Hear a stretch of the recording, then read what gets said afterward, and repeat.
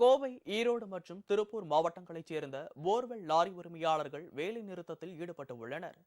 மூலப்பொருட்களின் விலை உயர்வை கண்டித்து வரும் 12ஆம் தேதி வரை வேலை நிறுத்தத்தில் ஈடுபடப் போவதாக அவர்கள் அறிவித்துள்ளனர். உதிரி பாகங்கள் விலை உயர்வு காரணமாக ஆழ்துளை கிணறு பணிகளை அமைப்பதற்கான செலவு அதிகரிக்கும் என அவர்கள் தெரிவித்துள்ளனர்.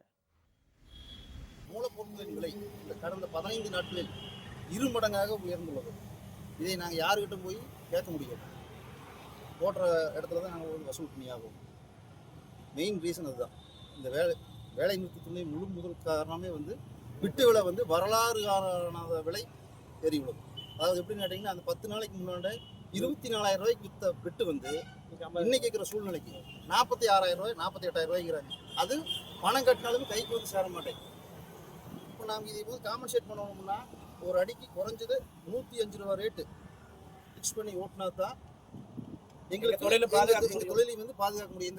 இந்த வண்டியை நம்பி ஒவ்வொரு வண்டியிலையுமே 15 குடும்ப வாழ்வாதாரத்தில் போயிட்டு இருக்குது.